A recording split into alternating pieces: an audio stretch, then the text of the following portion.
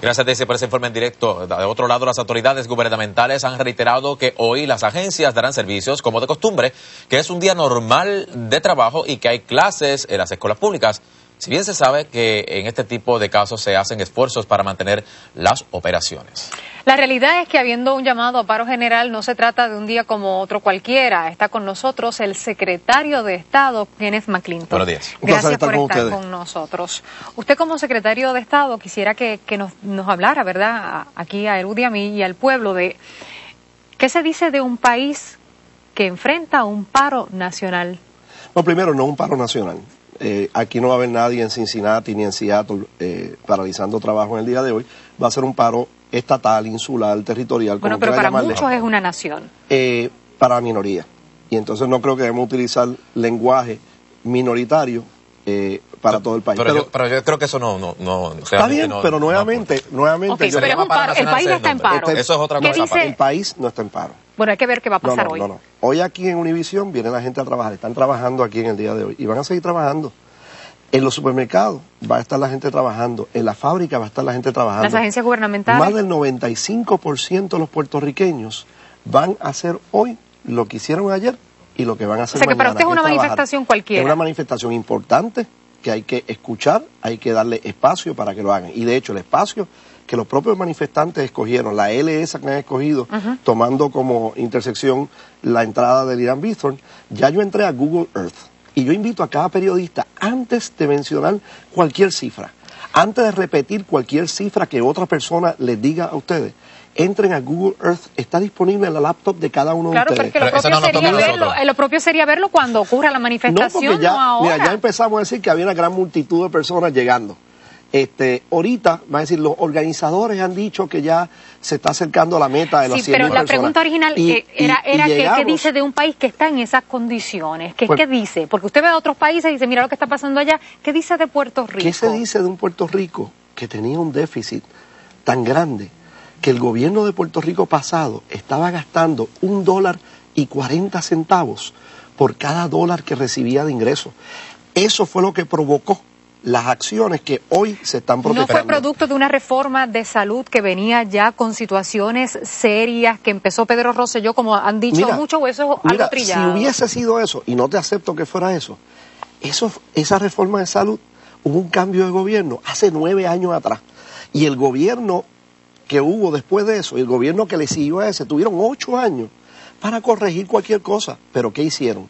Hicieron más de 60.000 transacciones de personal durante el transcurso de esos 8 años, violando la veda electoral. Después del 1 de julio del 2008, siguieron empleando gente que tú sabes y yo sé que no eran necesarias para la operación del gobierno. El gobierno había operado sin esas plazas y sin esas personas antes del 1 de julio del 2008 y no hacían falta después del 1 de julio del 2008. Secretario. Y resulta que tampoco hacían falta para que el Partido Popular ganara las elecciones porque no ganó. Lo que se podría decir de Puerto Rico con ese particular es que los pasados 30 años los gobiernos han sido ineptos en manejar la economía de este país y manejar con los presupuestos. Eso es lo que podría decir.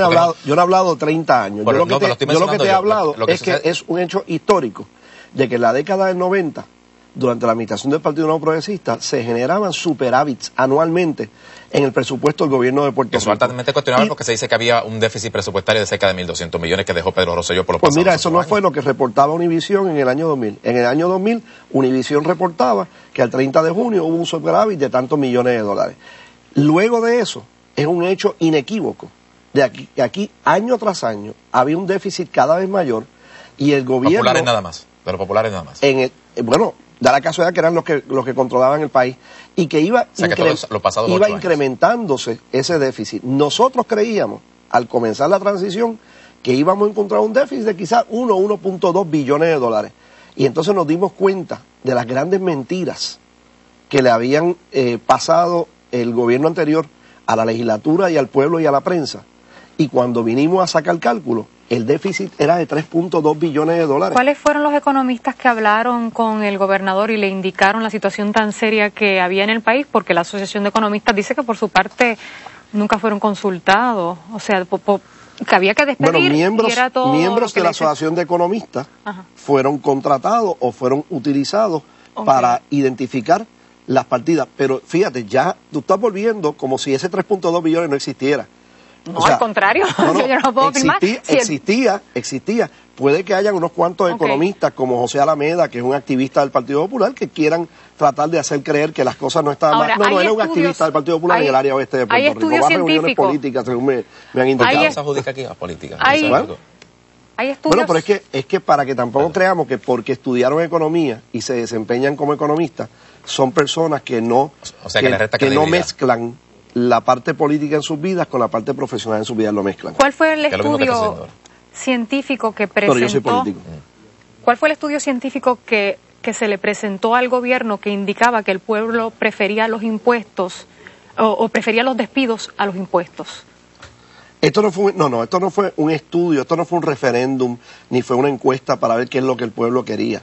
Esto lo que es que se buscó el mecanismo que más rápidamente sacara a Puerto Rico del problema económico en que estaba. Nosotros entendíamos que una persona que llevaba 25 años de servicio en el gobierno no debía verse su jornada reducida. Si nosotros fuéramos a adoptar el modelo de reducción de jornada y sacar a los maestros, sacar a los policías, sacar a los personal esencial para no operar las escuelas part-time, ni dar patrullaje part-time, ni tener hospitales part-time, pues entonces a los que quedábamos que no éramos personal esencial, hubiese habido que reducirle la jornada en un 40%, trabajar 3 días y coger 2 días libres sin paga. Y eso hubiese causado un desastre entre los 200,000 empleados públicos y hubiese provocado una cantidad mucho mayor de fase en términos de poder pagar las hipotecas, poder pagar la renta, poder pagar el préstamo de automóvil. Reconocemos que hay una crisis económica, eso estamos muy claros al respecto y que había que hacer algo. Exacto. ¿Usted alguna vez en la vida ha estado desempleado y le ha preocupado cómo va a pagar la educación de sus hijos, cómo va a comer sus hijos? ¿Usted alguna vez ha estado desempleado? Han habido momentos en mi vida en que los últimos 3 o 4 días del mes yo tenía que conformarme con una lata de ravioli o de bifaroni para alimentarme, porque el dinero no me daba para llegar al final del mes cuando yo estaba estudiando con mis propios recursos y cogiendo préstamos, con mi capacidad de pago futuro. Sí, hubo momentos en que yo me vi limitado los últimos días del mes porque el dinero no da. Por tal razón, entonces, la manifestación de hoy, como la quiera llamar, debe ser considerada por parte de los políticos del país por todos. El máximo de 14,000 personas que caben en esa L tienen derecho a manifestarse. Le vamos a garantizar ese deseo de manifestarse y solamente escogieron un área donde caben 14,000 personas. Podrían haber cogido un área mucho más grande, pero ellos saben cuántas personas no le van a ir en el día de hoy. Gracias por haber estado con nosotros y compartir esta mañana. ¿Cómo no? Regresamos enseguida con más de Tu Mañana.